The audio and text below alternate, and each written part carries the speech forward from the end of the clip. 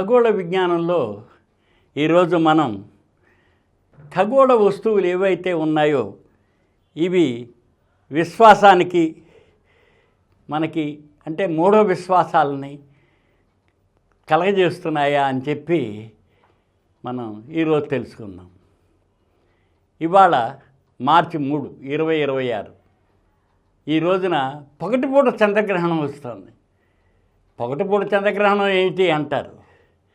ఏమిటి అంటే భూమి, చంద్రుడు, సూర్యుడు ఈ తిరగడంలో చంద్రుడు భూమికి కక్షకి సూర్యుడు చుట్టూ తిరిగే దాని కక్షకి 5 డిగ్రీలు వంగి తిరుగుతున్నాడు.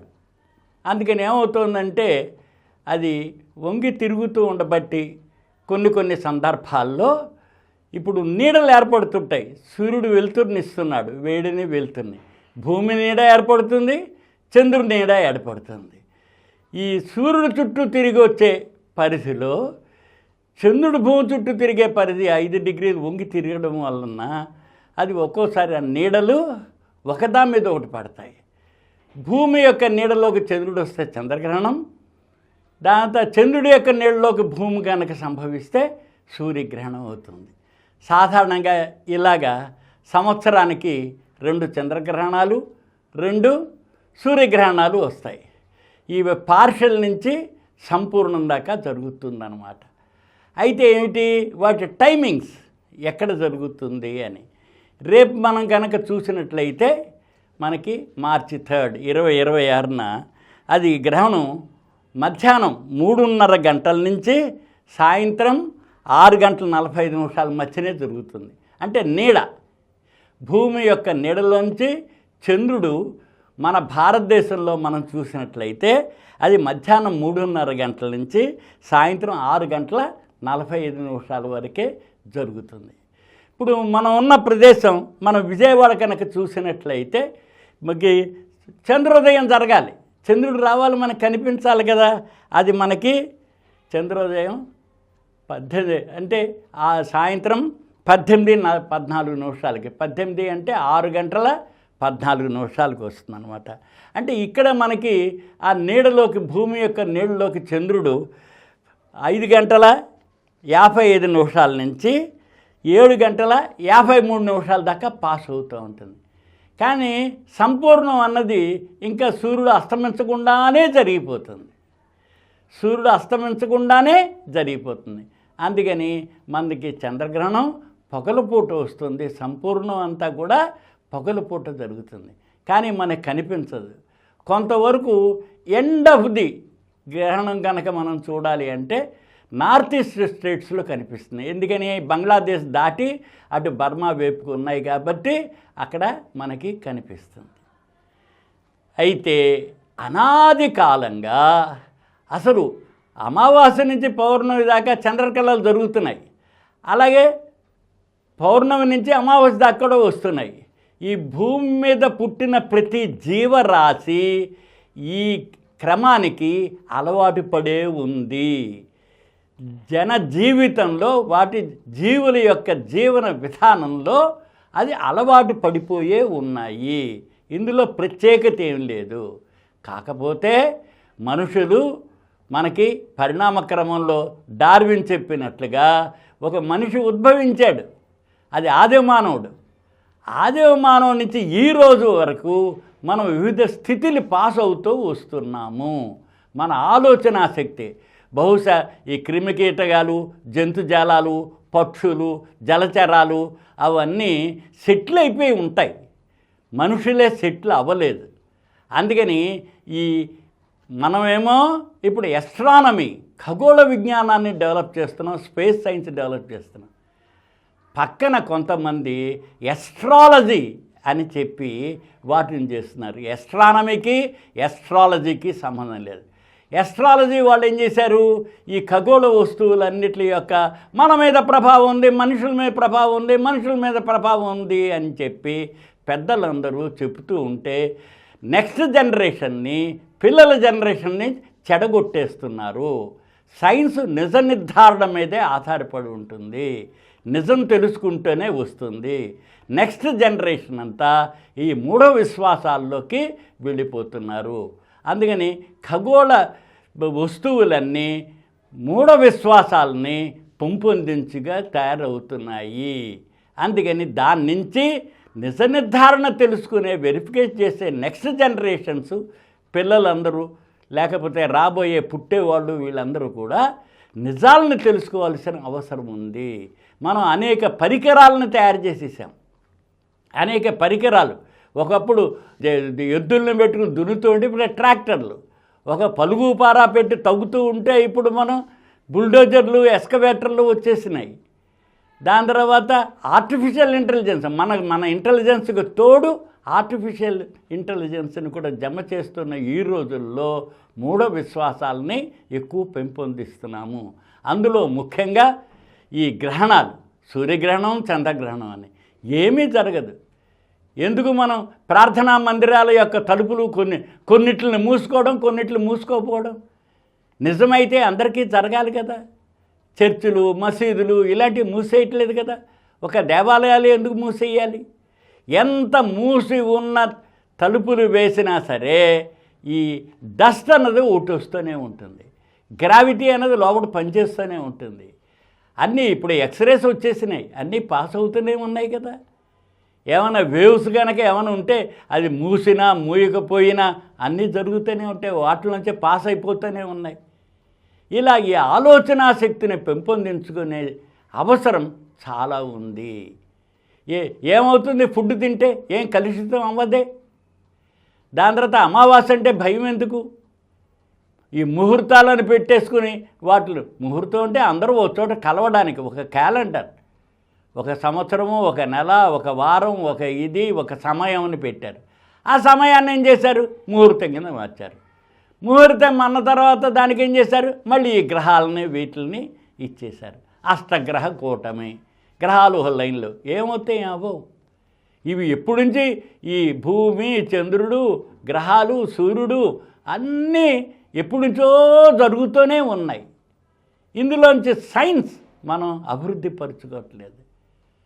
మనం స్పేస్ సైన్స్ డెవలప్ చేసి బయటికి వెళ్ళిపోతూనే ఉన్నాం. భూమి మీద ఉంటేనేమో గ్రావిటీ ఉంటుంది, భూమి లేకపోతే, భూమి పైకి వెళ్ళిపోతే అవి గ్రావిటేషనల్ ఫోర్సులో లేనప్పుడు చెట్లు ఎలా మొలుస్తాయి, విత్తనాలు ఎలా మొలుస్తాయి, లేకపోతే రోగాలను ఏమైనా చేయొచ్చా, ఇక్కడే రోగాలు వస్తున్నాయా, హెల్త్ కండిషన్స్ ఏమిటి, అక్కడ ఎలా ఉంటాయి, ఎక్కడ ఉంటాయి, ఎలాగ మన ఎముకలు లేకపోతే కండరాలు పనిచేస్తాయి, వీటి మీద పరిశోధనలు చేస్తున్నాం.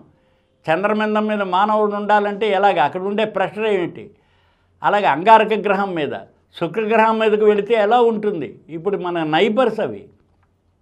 చంద్రుడి మీద కాలు పెట్టాం 1969 జూలై 20న. వాటిని మనం శాస్త్రీయ దృష్టితో తీసుకోవాలి, అంతేగాని ఏదో గెలీలియో టెలిస్కోప్ కనిపించి మోడ్రన్ ఆధునిక ఇది ఆస్ట్రానమీకి దారి చూపించాడు ఆయన మనం జైల్లో పెట్టేశాం. బ్రూనో సూర్యుడు ఒక నక్షత్రం అన్నందుకు అది కాదు అని చెప్పి మనకి ఒక కట్టుకొయ్యికి కట్టేసి సజీవ దహనం చేశారు. సత్యం సత్యమే. ఆయనకి నిప్పు అంటించబోయే ముందు అడిగారు, సత్య నిర్ధారణ, సత్యం ఎప్పుడైనా సత్యమే, నేను సత్యాన్ని కనిపెట్టి ఉన్నాను, నేను పోతాను కానీ సత్యం ఉంటుంది అని చెప్పి బ్రూనో తగలపెట్టేసిన. అలాగే గెలీలియోని వెలుతురు చొరబడని ఒక దీనిలో ప్రిజన్లో పెట్టేస్తే ఆయన గుడ్డివాడైపోయాడు. కానీ ఆయన కనుక్కున్న ఇవి ఇప్పుడు ఈ విశ్వంలో ఉండే ప్రతి గ్రహాలు స్పిన్ అవుతూనే ఉంటాయి, తన చుట్టూ తాను తిరుగుతూనే ఉంటాయి. అలాగే గ్రావిటేషనల్ ఫోర్స్ వలన ఇంకో దాని చుట్టూ తిరుగుతూనే ఉంటాయి. అదే ఐన్స్టీన్ చెప్పింది, గ్రావిటేషనల్ ఫోర్స్ అన్నది ఒక బెండ్, ఒక కోన్ రూపంలో ఉంటుంది అని.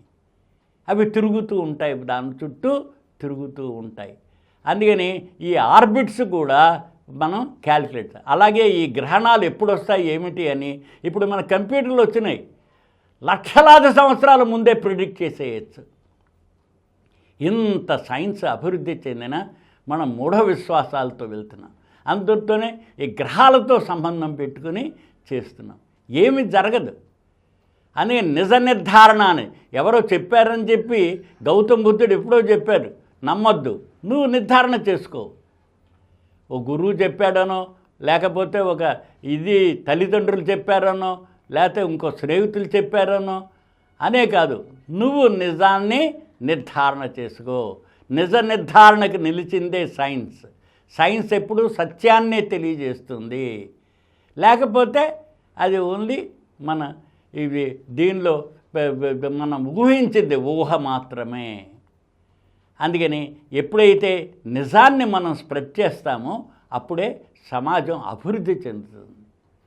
ఇప్పుడు టూరిజం అంతటినీ ఒక మౌఢ్యానికి మార్చేశారు. విజ్ఞానాన్ని పెంపొందించే బదులు మౌఢ్యాన్ని ప్రమోట్ చేయడం జరుగుతుంది. అందుకని ఈ మౌఢ్యం నుంచి బయటపడాలంటే మన పిల్లల తరం, యంగర్ జనరేషన్, రాబోయే జనరేషన్కి నిజాల మీద ప్రాముఖ్యత ఇవ్వాలి. విద్యాలయాల్లో కూడా తీసుకురావాలి. ఒక పక్క రాకెట్లను వదులుతున్నాం, ఆ రాకెట్ వదిలే ముందు అక్కడేమో సైంటిస్టు, ఇక్కడికి వచ్చే సమాజంలోనేమో మౌఢ్యం కింద పూజలు చేస్తుంటాం. ఒక ఊళ్ళోకి వెళ్ళి పూజ చేసి నా రాకెట్ సక్సెస్ అవ్వాలి అని. నువ్వు సరిగ్గా దాన్ని ఫంక్షన్ చేయించు. ఎందుకు రాకెట్లు ఫెయిల్ అయిపోతున్నాయి? ఎందుకు ఆర్బిట్లో పెట్టలేకుండా ఉన్నారు? దీన్నంతటిని శ్రద్ధగా చూడాలి, వెరిఫై చేయాలి, రీవెరిఫై చేయాలి, ఎగ్జామిన్ చేయాలి, ఎగ్జామిన్ చేయాలి, ఎక్స్పెరిమెంట్ చేయాలి, ఎక్స్పెరిమెంట్ చేయాలి. ఏ కండిషన్స్లో అవి ఫెయిల్ అవుతున్నాయి, ఎందుకు ఫెయిల్ అవుతున్నాయి. అంతేగాని ఎక్కడైతే ఫెయిల్ అయిపోతున్నాయో ఇవన్నీ మనం నిజ నిర్ధారణకి వెరిఫై చేస్తున్నాం, ఎందుకు ఫెయిల్ అయ్యాము అని. అంతేగాని నా కర్మ, నుదిటి రాత, లేకపోతే ఏదో దైవ మహిమ అంటూ ఏం లేదు, అది మనిషి యొక్క ఊహ. అందుకని ఇప్పుడు మనుషులు వాళ్ళ డెవలప్మెంటు ఆది మానవుడి నుంచి ఎంత లెవెల్కి అభివృద్ధి చెందాము చూసుకుని మనమే స్టేజెస్ మార్క్ చేసుకోవాలి. We are at what stage.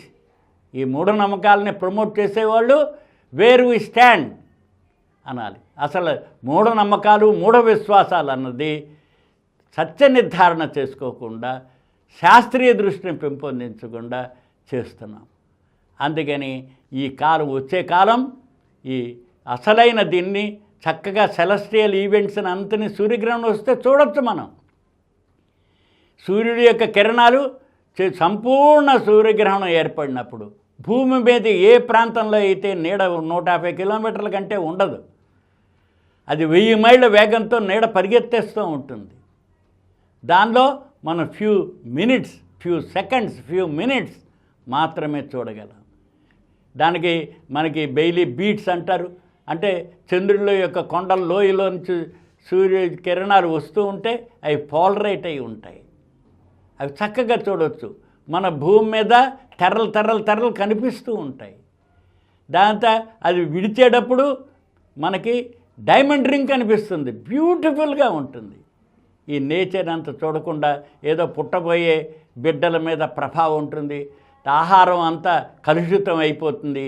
ఇవి అన్నీ వీటిలో నిజాలు లేవు. ప్రపంచంలో ఎంతోమంది జనాభా మామూలుగా నేచర్ని ఎంజాయ్ చేస్తున్నారు, కొద్దిమంది మాత్రమే ఈ రకంగా ఉన్నారు. వాళ్ళు వాళ్ళ యొక్క దీన్ని జడ్జి చేసుకోవాలి, సొంతంగా మన ఆలోచనని పెంపొందించుకోవాలి. దీన్నే క్రిటికల్ థింకింగ్ అంటారు. సైన్స్ అన్నది సత్యాన్ని తెలియజేస్తుంది. అందుచేత ఇవాళ మార్చ్ 3వ తేదీ 2026 పొగలపూట వచ్చే చంద్రగ్రహణం మీద ఉండే ఈ మూఢ విశ్వాసాలని ప్రతి వాళ్ళు అర్థం చేసుకుని తొలగించుకోవాలని, విశ్వాసాలను నమ్మకూడదని చెప్పి ఈరోజు తెలియజేస్తున్నాను. ఈ కార్యక్రమం మీకు ఎంతో నచ్చింది కదా. ఇటువంటి మరిన్ని వీడియోల కోసం అనతి కాలంలోనే 21 కోట్ల వ్యూస్ సాధించిన సమరం ఛానల్స్ సమర్పించు సమరం సైన్స్ వరల్డ్ ఛానల్కు సబ్స్క్రైబ్ చేయండి, లైక్ చేయండి, మీ ఫ్రెండ్స్కి షేర్ చేయండి. అలాగే ప్రక్కనున్న గంట సింబల్ని ప్రెస్ చేయడం మర్చిపోకండి.